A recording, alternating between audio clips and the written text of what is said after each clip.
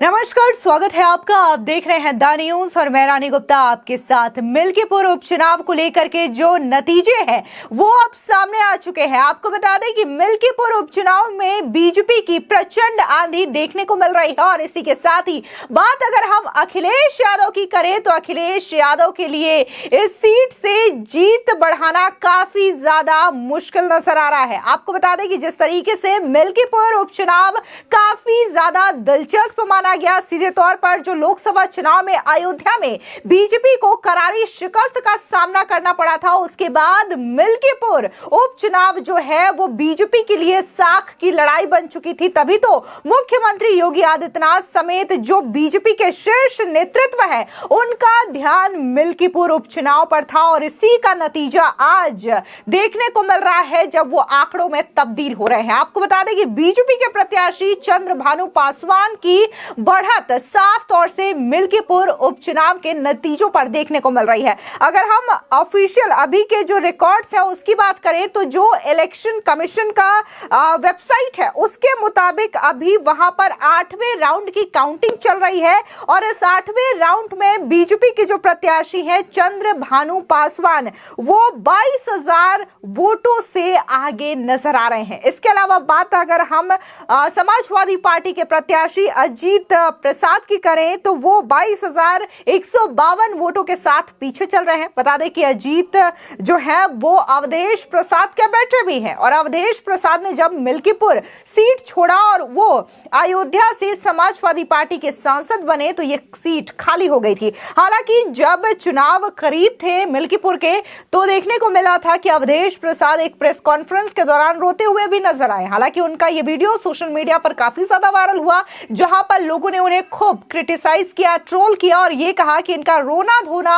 अब इलेक्शन में काम नहीं आने वाला है। और जाहिर तौर पर ये जो जनता सोशल मीडिया पर उनके वीडियोस को शेयर करते हुए कह रही थी, आज ये नतीजों के तौर पर भी सामने देखने को मिल रहा है।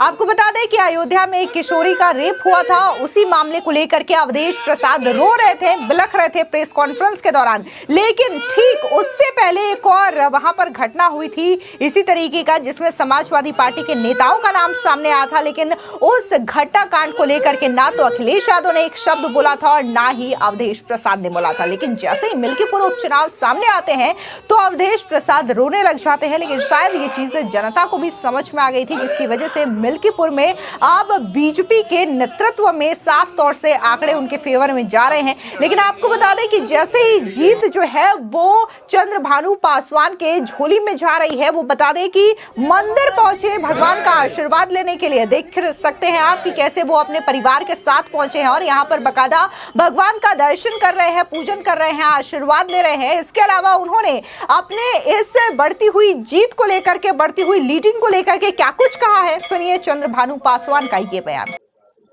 मिल्कीपुर के मैं इस जनमत को प्रणाम करता हूं। जिस तरह से देश के यशस्वी प्रधानमंत्री और मुख्यमंत्री योगी आदित्यनाथ जी के रीतियों और नीतियों से प्रभावित होकर मिल्कीपुर की जनता ने जिस तरह से अपार जन समर्थन दिया है, उसके लिए मैं मिल्कीपुर की जनता के चरणों में कोट कोट प्रणाम करता हूं, वंदन अभिनंदन करता हूं। हम लोग सरकार द्वारा जो जन कल्याणकारी योजनाएं चलाई जा रही हैं उसको हम लोग जन जन तक पहुंचाने का काम किए और मोदी और योगी जी की रीतियों नीतियों से प्रभावित होकर मिल्कीपुर की जनता ने जिस तरह से अपार जन समर्थन किया है उसका मैं हृदय से आभार व्यक्त करता हूं, वंदन अभिनंदन करता हूं। प्रभु श्री राम तला हमारे आराध्य देव हैं, हनुमान जी महाराज, भगवान सूर्यदेव को मैं प्रणाम करता हूं।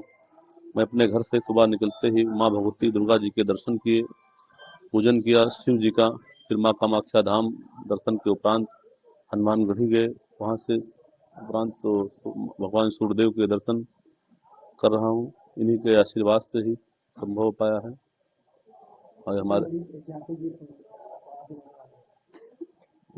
मिल्कीपुर के जनता के आशीर्वाद से ही संभव हुआ है। मिल्कीपुर का जनता को मैं प्रणाम करता हूँ। धन्यवाद।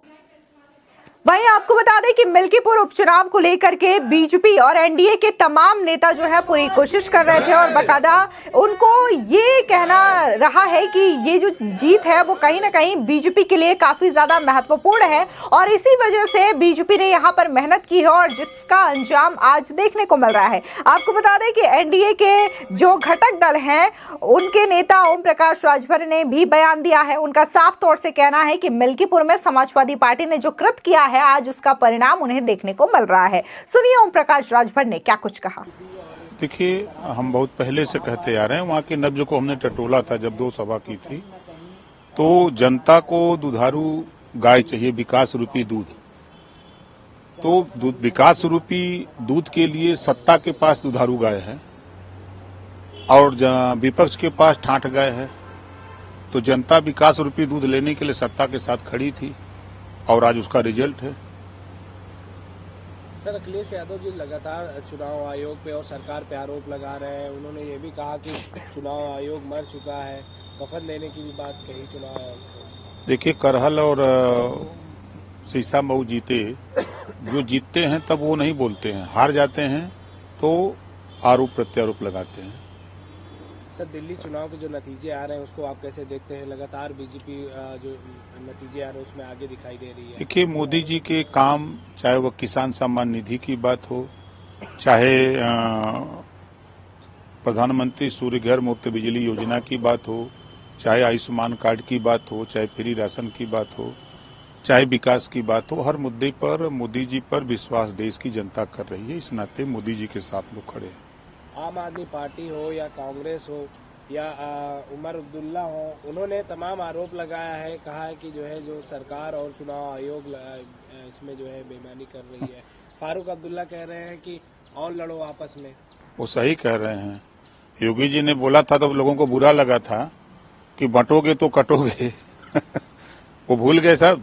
वो अगर उसका इस्तेमाल करते तो आज ये रोना नहीं रोते विपक्ष के आरोपों को कैसे देखते हैं आप? वो निराधार है, वो हताशा और निराशा है। हार को देखते हुए इस तरह के बयान आ रहे हैं। वहीं दूसरी ओर उत्तर प्रदेश सरकार में मंत्री दानिश आजाद अंसारी का बयान भी सामने आया है। उन्होंने साफ तौर से ये कहा है कि ये योगी सरकार के नेतृत्व की वजह से मिल्कीपुर में जीत मिल रही है। सुनिए दानिश आजाद अंसारी का ये बयान। में भी बढ़त नजर आ रही है, क्या लगता है क्या परिणाम होने वाला है चुनाव का? देखिए, चाहे मिल्कीपुर विधानसभा का उपचुनाव हो, चाहे दिल्ली विधानसभा का चुनाव हो, ये चुनाव जनता बनाम विपक्ष था। क्योंकि जनता पूरी तरीके से चाहे दिल्ली में केजरीवाल सरकार से परेशान हो गई हो या समाजवादी पार्टी से उत्तर प्रदेश में परेशान हो गई हो, जिस तरीके से उत्तर प्रदेश की समाजवादी पार्टी ने और दिल्ली की आम आदमी पार्टी ने जनता के भावनाओं के साथ खिलवाड़ किया, जनता के विकास के साथ खिलवाड़ किया, जनता के जो मतों का विश्वास था उसके साथ खिलवाड़ किया, ये कहीं से भी एक्सेप्टेबल नहीं है। बीते 10 सालों में जिस तरीके से दिल्ली की जनता को गुमराह करने का काम आम आदमी पार्टी ने किया है, दिल्ली की जनता ने जिस उम्मीद से आम आदमी पार्टी को अपना वोट, बहुमूल्य वोट दिया, लेकिन पूरी तरीके से आम आदमी पार्टी, अरविंद केजरीवाल जी का जो कार्यकाल था वो अपना शीश महल बनाने में और उनके मंत्रियों का जो कार्यकाल रहा वो केवल और केवल भ्रष्टाचार को समर्पित आम आदमी पार्टी का कार्यकाल, अब उसका समय जा चुका है। आज परिणाम के दिन है और इस परिणाम में साफ और स्पष्ट जाहिर हो जाएगा कि जनता ने भारतीय जनता पार्टी को गले से लगाया है, अपनाया है। मिल्कीपुर विधानसभा के उपचुनाव में भी जिस तरीके से नतीजे आगे बढ़ रहे हैं, ये साफ और स्पष्ट बताता है कि वहां भी इस बार ऐतिहासिक जीत भारतीय जनता पार्टी हासिल करने जा रही है। क्या लगता है कलेक्टिवली रिगिंग को आरोप लगाता है कि पहले रिगिंग का आरोप है, चुनाव आयोग पे आरोप, क्या लग रहा है ये आरोप जो लग रहे हैं? देखिए, दिल्ली में केवल देखिए आम आदमी पार्टी, अरविंद केजरीवाल जी का केवल एक स्टाइल है कि आरोप मढ़ो और पीछे भाग जाओ। उस आरोप को साबित करने के लिए आपके पास क्या तथ्य हैं, क्या आपके पास में भी आरोप लगे हैं। और देखिए, समाजवादी पार्टी, देखिए चाहे आम आदमी पार्टी हो चाहे समाजवादी पार्टी हो, इनको जब जब दिखता है कि ये हारने वाले हैं तो ये आरोप कभी ईवीएम पे, कभी इलेक्शन कमीशन पे, कभी प्रशासन पे ये आरोप मरते हैं। तो अब जनता जान चुकी है कि केवल और केवल इनका शगुफा है और कुछ नहीं है। आम आदमी पार्टी चाहे समाजवादी पार्टी, अगर भारतीय जनता पार्टी पे जनता ने विश्वास जताया है तो भारतीय जनता पार्टी के ऊपर विश्वास जताने के पीछे जो जनता का मंशा है वो ये है कि भारतीय जनता पार्टी ही गुड गवर्नेंस के साथ विकास को सुनिश्चित करने वाली पार्टी है। और समाजवादी पार्टी चाहे आम आदमी पार्टी को अपनी हार स्वीकार करनी चाहिए और जो हाल समाजवादी पार्टी का उत्तर प्रदेश में रहा है वही हाल अब इस आम आदमी पार्टी का दिल्ली चुनाव में भी होने वाला है। आपको बता दें कि मिल्कीपुर उपचुनाव को लेकर के समाजवादी पार्टी ने भी काफी ज्यादा मेहनत की है। अखिलेश यादव से लेकर के डिंपल यादव ने भी बकायदा यहां पर जनसभा और रैलियों को संबोधित किया, लेकिन यहां पर अखिलेश यादव और समाजवादी पार्टी का कोई असर नहीं देखने को मिल रहा है। और मिल्कीपुर उपचुनाव में बीजेपी यानी कि भगवा लहर देखने को मिल रही है और जिस हिसाब से यहां पर बीजेपी की कैंडिडेट आगे चल रहे हैं तो ये अजीत प्रसाद के लिए काफी ज्यादा टेंशन वाली बात है। इसके अलावा अगर हम देखें मिल्कीपुर उपचुनाव को लेकर के, हालांकि विपक्ष के जो रिएक्शंस हैं वो सामने आने शुरू हो चुके हैं। बकायदा अवधेश प्रसाद का यह कहना है कि यहां पर बेईमानी के सारे रिकॉर्ड तोड़ दिए गए हैं। इलेक्शन कमीशन को लेकर के क्या कुछ नहीं विपक्षी दलों की ओर से कहा गया है, लेकिन फिलहाल ये वोटों की काउंटिंग अभी 8वें राउंड तक हुई है, अभी और भी राउंड्स बाकी है। अगर हम टोटल राउंड की बात करें तो यहां पर बीजेपी काफी ज्यादा अच्छा प्रदर्शन कर रही है। टोटल 30 राउंड की काउंटिंग होनी है, लेकिन यहां पर 22,000 के साथ जो आगे चल रहे हैं ये स्पष्ट तौर से जो रुझान है, जो नतीजे हैं वो बीजेपी के फेवर में जा रहे हैं। फिलहाल इस पूरी खबर को लेकर के आपकी क्या राय है कमेंट सेक्शन में जरूर बताएं। धन्यवाद।